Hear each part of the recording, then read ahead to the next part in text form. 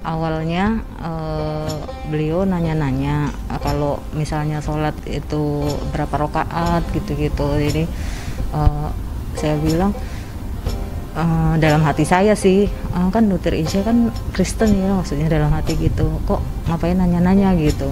Terus suatu saat beliau beneran ngasih tahu ke saya, katanya, Bu, saya udah sadar, katanya gitu. saya saya sampai nangis gitu, ya Allah gitu. Asyhadu Asyhadu alla alla ilaha ilaha illallah illallah wa asyhadu wa asyhadu anna anna Muhammadan Muhammadan Rasulullah. Rasulullah.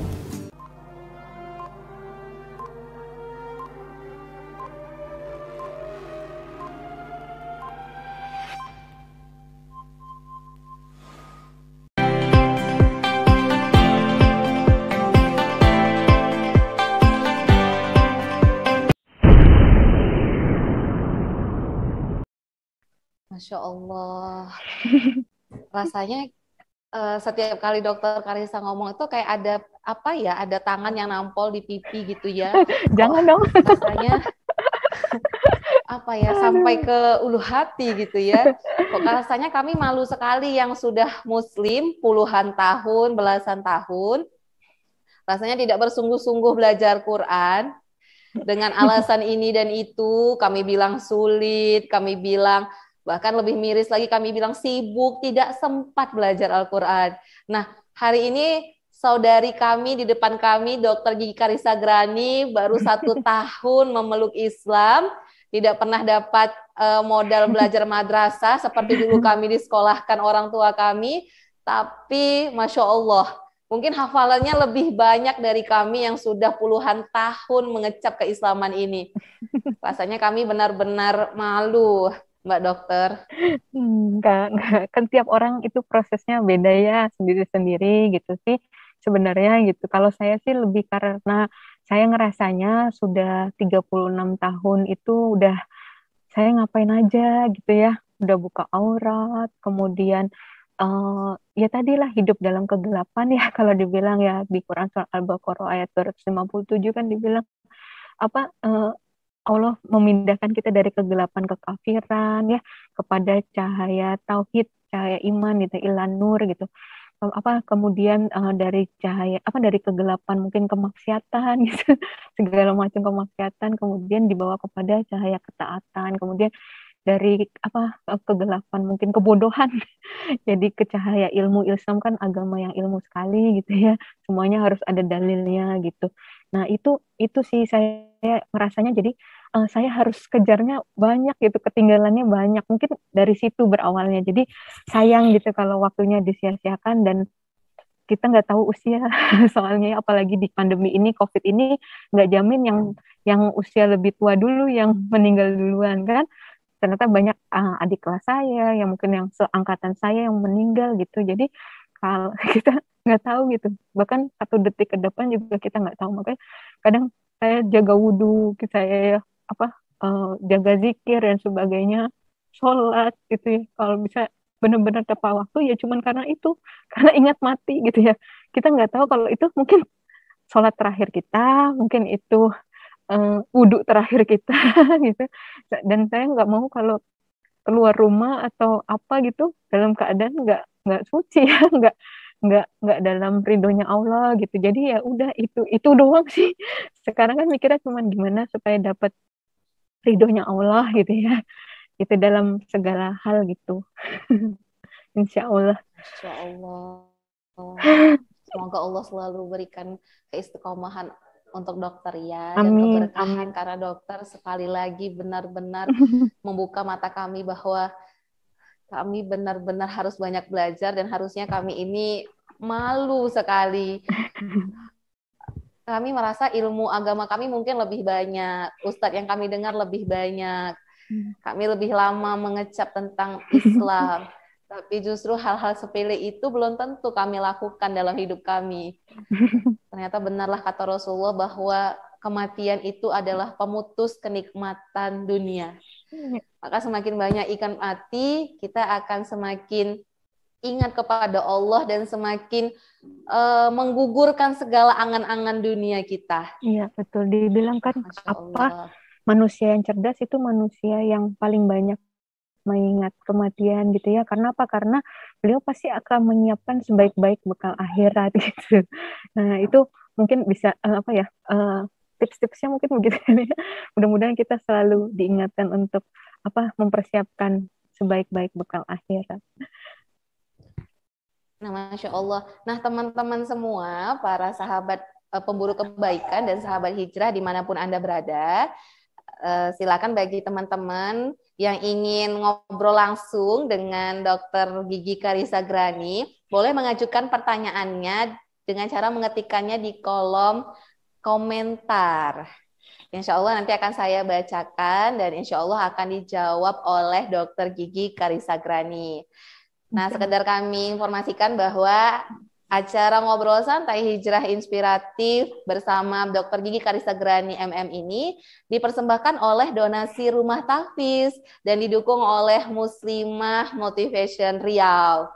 Nah, teman-teman, donasi Rumah Tahfiz tidak hanya concern kepada para santri penghafal Quran dan juga guru-guru tahfiz Quran, tapi donasi Rumah Tahfiz sekarang memiliki program Tahfiz Leadership, di mana Tahfiz Leadership ini merekrut anak-anak muda yang baru tamat SMA untuk dibina dan karantina selama 10 bulan untuk mencetak para hafiz Quran yang sekaligus memiliki jiwa leadership yang nantinya akan memimpin generasi khairu ummah, generasi umat terbaik kaum muslimin.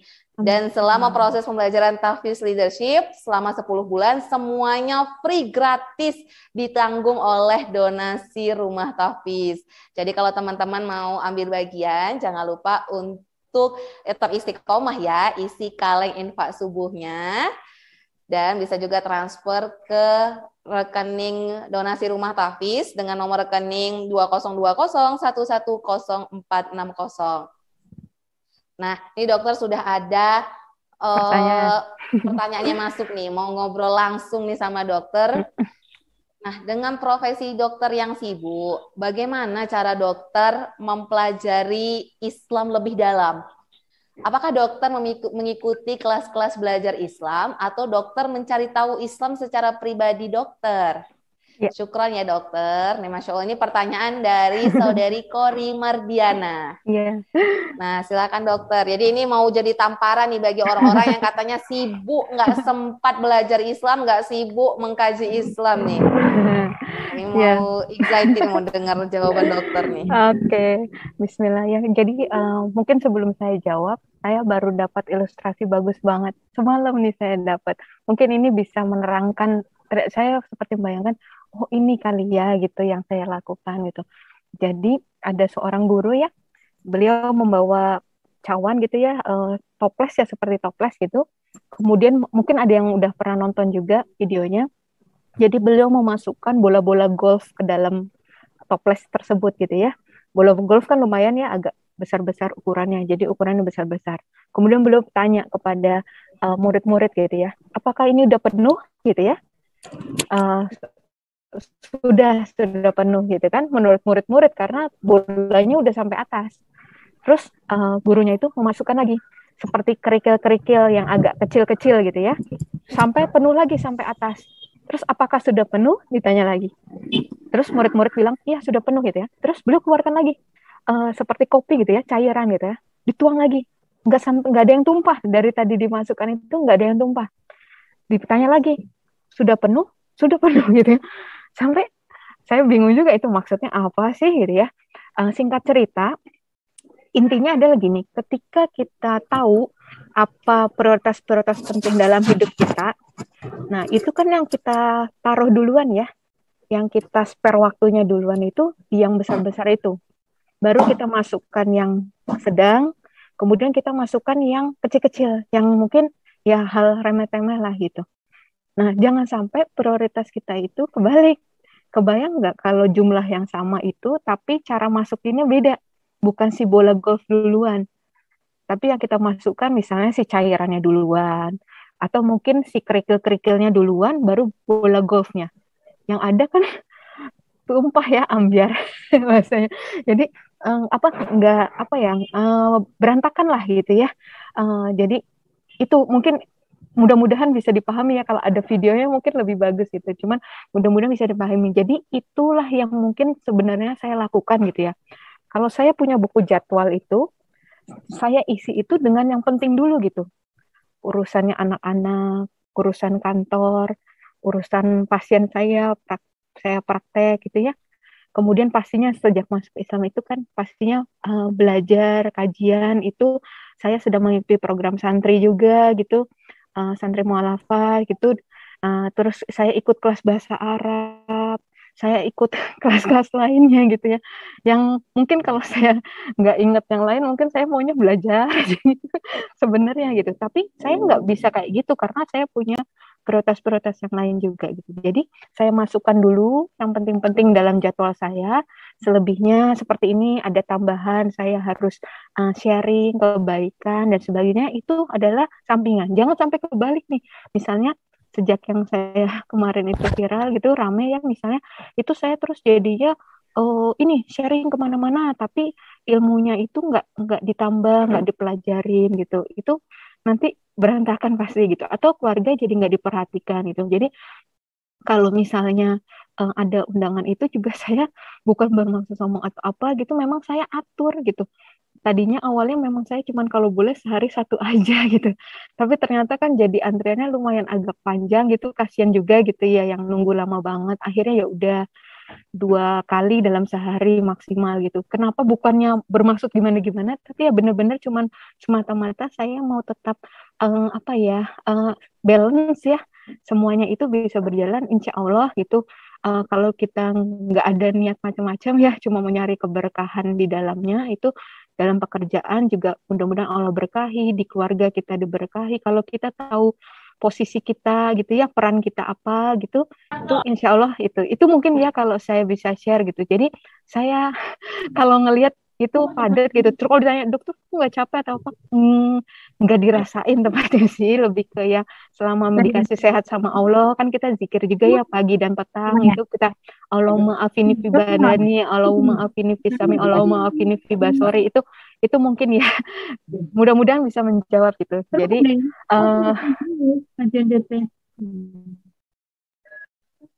Masya Allah.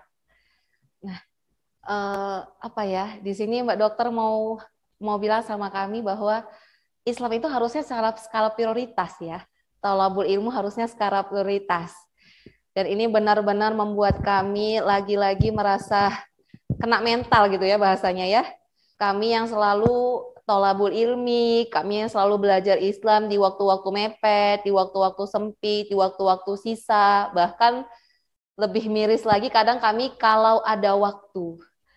Kalau nggak ada ya sudah gitu. Dan kebanyakan lebih tidak banyak waktu, tidak ada waktu gitu. Karena urusan dunia benar-benar menyibukkan, urusan dunia benar-benar melalaikan. Sementara hari ini saudari kami, Dr. Gigi Karisagrani, justru menjadikan itu semua prioritas gitu. Menjadi bola golf yang tadi ya, itu duluan diprioritaskan, baru yang lain-lain gitu. Masya Allah. Nah teman-teman, ini kita lagi-lagi diingatkan oleh Dr. Gigi Karisagrani, yang beliau saja baru 1 tahun hijrah, baru kenal Islam, itu justru menjadikan Islam itu is number one. Thalabul ilmi itu prioritas, bukan kalau sempat, kalau ada waktu, kalau bisa, dan kalau lainnya. Masya Allah, semoga Allah berikan keistiqomahan dan keberkahan untuk dokter dan keluarga selalu ya. Nah ini pertanyaan berikutnya nih dokter. Ada nggak sih tips dari dokter gimana bisa nambah hafalan dan istiqomah? Tadi sudah diselinting ya jawabannya ya. Ya, boleh. Gini, kalau saya sarankan itu semuanya kita planningkan. Karena kenapa? Karena kalau enggak bablas gitu ya. Kalau kita entarlah gitu, itu nggak kerasa hari berlalu itu, jam berlalu itu tuh nggak kerasa gitu. Saya aja masih ngerasanya harusnya kalau saya kemarin lebih cepat melek huruf Arab, mungkin saya hafalannya dari setahun yang lalu mungkin jadi lebih banyak gitu ya. Tapi kan terlambat gitu. Nah, apa namanya? Jadi kalau saya sarankan kita itu buat planningnya. Nggak usah muluk-muluk, bener-bener disesuaikan sama kemampuan kita, ketersediaan waktu kita gitu ya. Kenapa tadi begitu? Karena yang penting adalah memang tadi betul keistiqomahan gitu ya. Kan Allah memang suka yang gitu ya, yang amalan ringan, sederhana, sedikit mungkin, tapi itu istiqomah gitu. Nah, kita juga kalau mau menghafalkan, mau satu hari satu ayat sekalipun gitu ya, nggak usah satu surat gitu, satu ayat sekalipun gitu, kalau diniatkan begitu juga menurut saya sih nggak apa-apa, cuma nanti kan tinggal bedanya selesai kata apa selesai hafalnya itu berapa lama gitu ya, termasuk juga mengkhatamkan Quran, beda lagi ya mengkhatamkan lagi gitu. Saya ada yang sendiri untuk menghatamkan satu hari satu juz gitu misalnya. Nah yang hafalannya setiap sholat fardu, atau ya tadi minimal mau satu hari satu surah, mau satu hari satu ayat, nggak apa-apa sih menurut saya, tapi kita bikin planningnya gitu. Kenapa nanti jadi kita ingat, oh hari ini misalnya ada uzur dan sebagainya gitu ya, hari ini sebenarnya target saya udah selesai sampai ayat sekian gitu misalnya gitu, tapi karena ada uzur dan sebagainya misalnya itu, nah nggak apa-apa, tinggal kita oke, berarti tadinya saya cuma ngafalin misalnya cuma bada subuh dan bada isya misalnya gitu ya, yang punya waktunya di bada subuh dan bada isya, nanti berarti saya kira-kira pas zuhur saya gantilah gitu. Seperti itu sih. Nah, kalau kita udah ada guide-nya, sudah ada planningnya tuh enak gitu. Tapi kalau nggak ada, itu bablas biasanya. Gitu. Saya udah coba tanpa planning, dan dengan planning itu kalau nggak pakai planning itu bablas biasanya gitu. Tapi kalau ada panduannya tadi, kalaupun kita ada uzur nggak bisa gitu, ada halangan dan sebagainya, kita balik lagi ke track gitu. Seperti itu sih, mudah-mudahan menjawab ya. Masya Allah, berarti memang pertama itu niat, kemudian niat aja nggak cukup ya dokter ya, tapi juga harus ada langkah praktis, ada Betul, planningnya, betul. kemudian just do it gitu ya. Ya, betul. Karena kan Gitu kita ya. untuk urusan dunia saja, kita memplanningkan sedemikian rupa ya. Jadi harusnya kalau untuk urusan akhirat, planning kita harus lebih mantap dari planning urusan dunia gitu. Masya Allah. Nampol nggak sih guys? Kita kalau urusan dunia buat planning A, B, C, D sampai Z. Bisnis. Urusan akhirat nggak ada planningnya gitu. Ya Allah. Rasanya ini kayak apa ya, kena mental deh saya. Saya hostnya kena mental gitu ya. Sekarang Masya banyak Allah. banyak Muslim planner ya. Mungkin kalau teman-teman bingung gimana sih bikinnya, sekarang banyak dijual tuh Muslim planner, mungkin bisa membantu. Tapi kalau saya kadang saya ada beberapa yang saya punya juga, cuman kadang itu kan kadang nggak sesuai ya dengan kita gitu kan. Nah, itu dimodif lagi gitu sendiri gitu. Tapi kalau untuk buat contoh-contoh boleh cari di Muslim Planner, itu ada daily trackingnya gitu. Kita udah beramal soleh apa saja, kita sudah ngafalin apa saja gitu. Amalan hari Jumat apa saja sudah dilaksanakan belum, seperti itu sih. Itu membantu banget buat saya waktu untuk membentuk habit ya. Masya Allah. Jadi ini tips nih dari Dokter Karissa nih untuk punya buku Muslim Trainer supaya kita tahu apa aja yang kita lakukan dan jadi evaluasi. Oh, kita belum ngapain ini, belum ngapain ini. Masya Allah. Nah, ini dokter ada lagi nih yang bertanya dari Trisulasiana. Dokter izin bertanya, apakah setelah hijrah, dokter selama setahun ini adakah kendala yang dirasakan paling berat dalam menjaga keistiqomahan? Itu ya mungkin tadi balik lagi kalau kita punya untuk menjaga keistiqomahan. Alhamdulillah ya kalau soal ibadah, kalau soal syariat itu saya tidak merasa terbebani, nggak merasa berat sebenarnya, karena kan memang syariat itu dibuat karena Allah sayang ya, kayak ibu kita mungkin agak-agak bawel dikit misalnya, itu kan tapi bukan karena ibu kita mau nyiksa kita kan, tapi karena beliau sayang gitu, mau masa depan yang terbaik buat kita. Jadi kalau soal syariat itu untuk menjaga Islam, alhamdulillah sampai hari ini Allah masih mudahkan gitu. Tapi kalau mungkin yang dirasa berat adalah yang mungkin saya hadapi, yang saya rasakan itu ya tadi ya, kita namanya tahu sesuatu yang benar gitu, seperti dikatakan andai hidayah itu seperti buah ya, maunya kita beli berkeranjang-keranjang, mau kita bagi-bagikan gitu ya kepada orang-orang yang kita kasihi. Itu yang jadi beban saya sih, doa saya gitu. Saya minta sama Allah gitu, tolong kasih saya petunjuk gitu gimana ya Allah supaya bisa jadi jalan lah. Saya tahu hidayah semata-mata miliknya Allah gitu, tapi kasih saya hikmat lah gimana caranya supaya saya bisa menyampaikan Islam ini dengan yang sebaik-baiknya gitu supaya jadi mudah, jalan mudah mereka dapat hidayah juga dari Allah untuk terutama orang-orang yang saya kasihi gitu. Masya Allah. Berarti memang dokter tidak merasa berat ya dengan Islam ini. Justru dokter merasa senang dengan syariat Ya, yang Allah buat ya, gitu. ya bisa dibilang Masya gitu sih. Allah. Gitu, udah sempurna banget menurut saya gitu. Ini justru menurut saya memudahkan gitu ya untuk kita yang mudah lalai. Nah, Islam tuh kayak udah kita nggak usah mikir, udah ikutin aja aturannya. kayak, kayak udah ikutin aja aturannya, udah pasti selamat kan? Islam artinya selamat ya, gitu kan? Udah samina wa atona gitu ya, udah itu aja gitu. Karena semua detail gitu. Nggak, menurut saya nggak ada yang sedetail Islam gitu ya. Kamu mau ngapain itu semua ada gitu. Jadi udah kita nggak usah. Saya di kantor ini saya bagian mutu juga ya. Semua ngurusin prosedur mutu dan sebagainya. Kalau udah ada semua SPO-nya gitu, udah udah enak ya, tinggal jalanin aja. Itulah yang saya rasakan di dalam Islam gitu. Masya Allah, saya semakin lama ngobrol sama dokter buat saya semakin speechless gitu. Jangan. Masya Allah, kami merasa syariat itu berat sekali. Ya kan?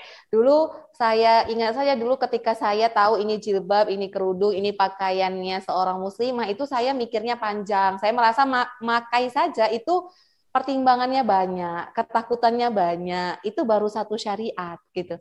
Belum 6.666 ayat di Al-Qur'an. Nah, terus sekarang saudari saya seorang dokter gigi Karissa Grani yang baru 1 tahun masuk Islam bilang kalau syariat itu menyenangkan, Masya Allah, nggak ada yang berat di sana gitu. Alhamdulillah. Masya Allah, Insya Allah terus benar-benar seterusnya dokter ya. ini Ini karena baru menginspirasi setahun kami Bu. ya. Nah, justru karena baru setahun saja sudah begini, besok kalau jumpa tahun berikutnya sudah jadi hafizah Quran ini, Masya Allah. Insya Sudah Allah, jadi nggak trainer ustazah. Besok saya manggilnya nggak Mbak Dokter lagi. Besok saya manggilnya udah Ustazah Karissa tahu. Grani ini. Aduh, masih Amin. jauh itu susah. Masya Allah.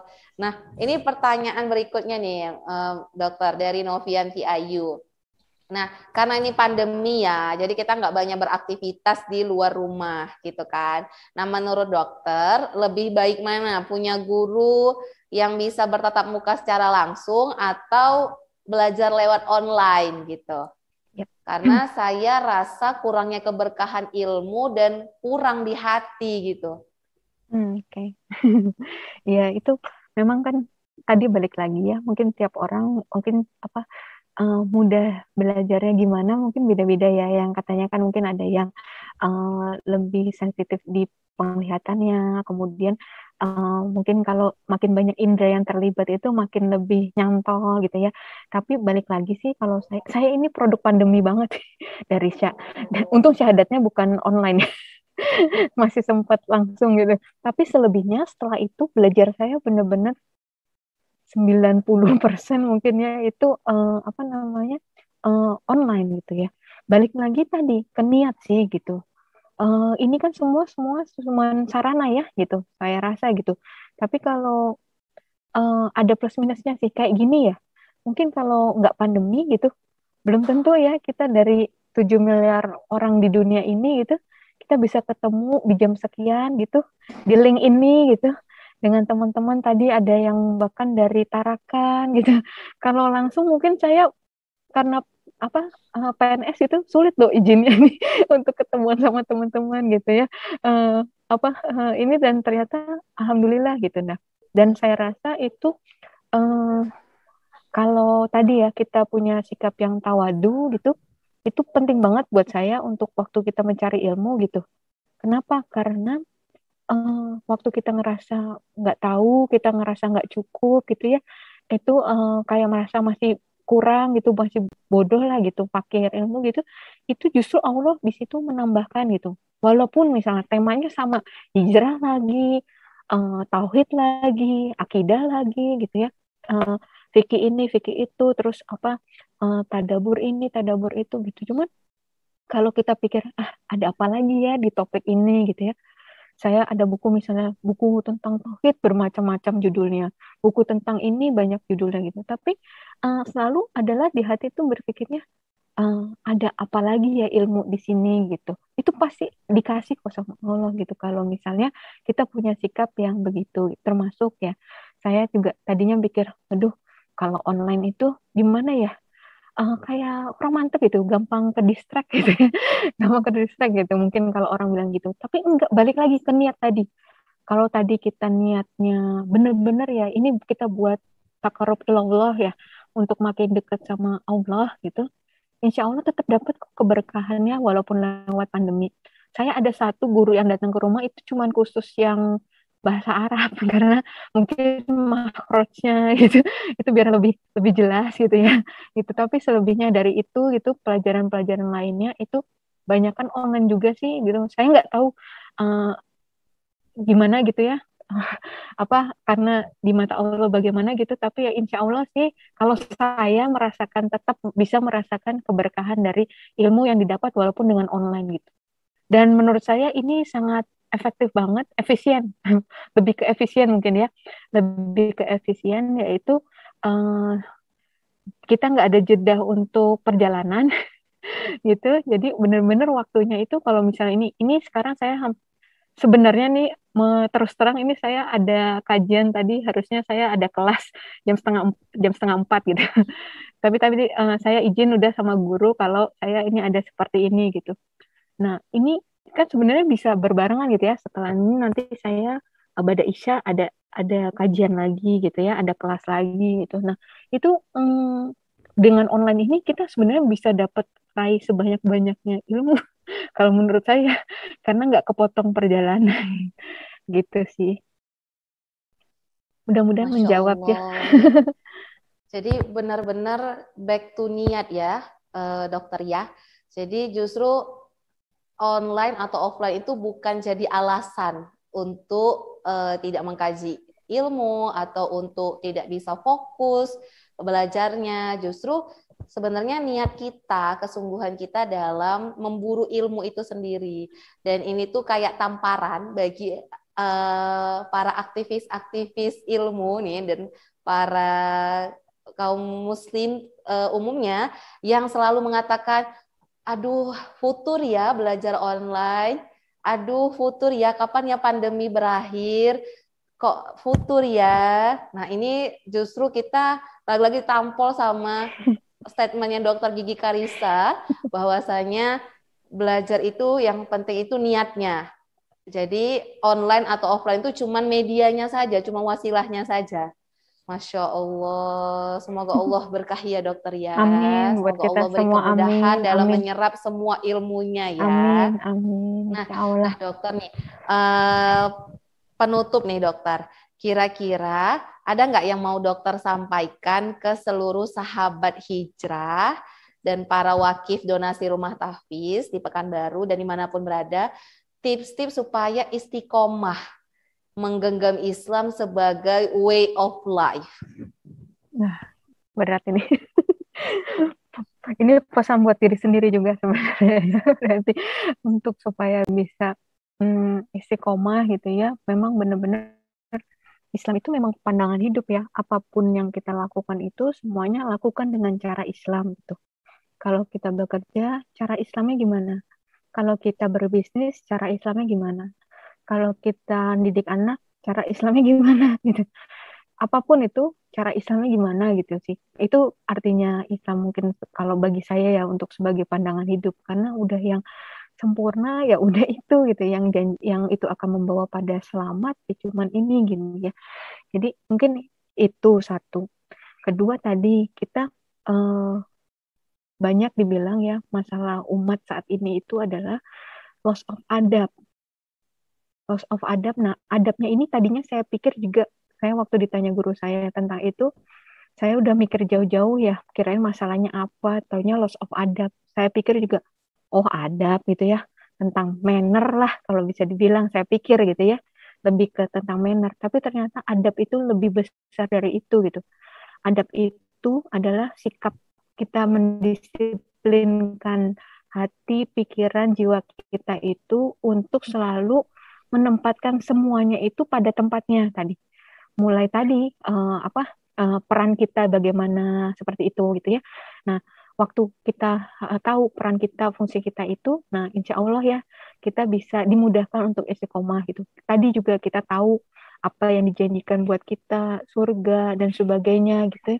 Itu mudah-mudahan ketika kita ingat itu gitu, tadi nggak ada apa ya penderitaan atau apa gitu ya, nggak ada usaha dan sebagainya yang akan lebih berat lah gitu ya, nggak sebanding dengan nanti yang akan diberikan buat kita gitu. Kalau itu mungkin saya seperti itu. Kemudian tadi penting banget kita punya guru, punya teman-teman yang memang ini tadi mengajak pada kebaikan ya, karena kalau salah gaul nanti waduh kita kan lemah ya gitu. Nah itu penting banget gitu. Saya ada berapa kali itu saya sempat lupa, bener-bener lupa banget gitu ya untuk ngabarin gitu kalau saya ada program ini, jadi nggak ikut yang satunya dan sebagainya. Itu dicariin langsung, lu Karissa kemana, dikirain mungkin ngapain gitu atau kemana gitu ya, tapi masya Allah, aduh mohon maaf saya lupa banget ngabarin saya ada program lain gitu. Insya Allah nanti selesai program saya ikut lagi gitu.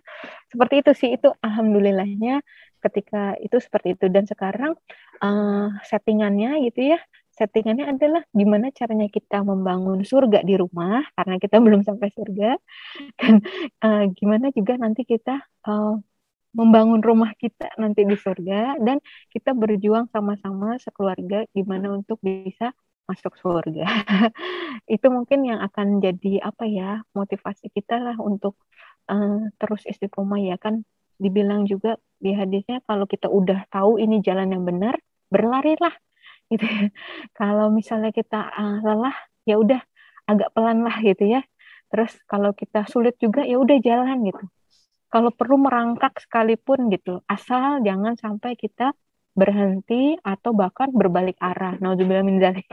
Gitu sih.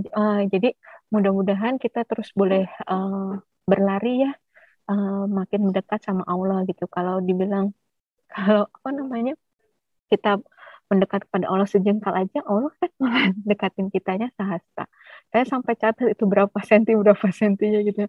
Kalau kita sehasta, Allah sedepak gitu. Jadi itu masya Allah gitu. Niat kita, ikhtiar kita kecil, tapi Allah kasihnya lebih dari itu gitu. Mudah-mudahan apa ya, saya juga merasa gitu ya. Sebenarnya istiqomah itu suatu keniscayaan ya, itu karomah banget kalau orang bisa dapet istiqomah gitu, karena itu benar-benar pasti rahmat Allah gitu. Gak mungkin kita manusia tuh bisa istiqomah, sebenarnya gampang banget untuk lemah, bosen gitu ya gitu. Tapi kalau sampai kita dikasih istiqomah itu benar-benar disyukuri banget gitu. Dan satu lagi mungkin ya, ketika kita sudah bisa berhijrah gitu, jangan sampai jadi kita malahan sombong atau merendahkan orang lain yang belum berhijrah atau yang mungkin belum sama level hijrahnya dengan kita itu, karena itu akan merusak amalan kita gitu. Yang udah dibangun gitu ternyata rusak cuma karena kita ada hal-hal yang merusakkan amalan itu, antara lain tadi ujub ya, waktu udah melakukan gitu kita sombong, atau ria ketika melakukan kita menyombongkan diri. Nah itu mudah-mudahan kita jauhkan dari itu semua. Mungkin itu Bu Maria. Masya Allah. Masya Allah. Mungkin kita bukan yang pertama mendengar tips yang disampaikan Dokter Karissa, tapi tentu taste-nya berbeda ketika ini disampaikan oleh saudari kami Dokter Gigi Karissa Grani yang justru masih seumur jagung mengenal Islam. Tapi kami yang sudah berpuluh-puluh tahun mengenal Islam, rasanya benar-benar speechless dengan tips itu. Tips sederhana, tapi bagi kami banyak sekali alasan untuk mundur dari jalan Islam ini. Nah, dokter, ini terakhir nih dokter. Ya. Dokter mau nggak berikan pesan cinta kepada para donatur-donatur donasi rumah tahfiz yang karena para donatur yang selalu setia memberikan harta terbaiknya, donasi rumah tahfiz ini bisa mengepakkan sayap lebih lebar lagi dan lebih lebar lagi sekarang dan punya banyak sekali program kebaikan. Dan sekalian nih Mbak Dokter yang kikir-kikir ya, yang ragu-ragu mengeluarkan hartanya untuk para penghafal Quran dan kebaikan, mana tahu bisa terinspirasi dengan pesan cintanya Mbak Dokter. Iya, Masya Allah. Mungkin bukan pesan ya, doa aja. Doa aja Masya untuk Allah. yang udah baik ya. Masya Allah kan janjinya Allah ya dalam Quran surat Muhammad ayat 7 dibilang kalau kamu menolong agama Allah gitu ya, insya Allah Allah yang akan menolong kamu dan menetapkan kedudukanmu.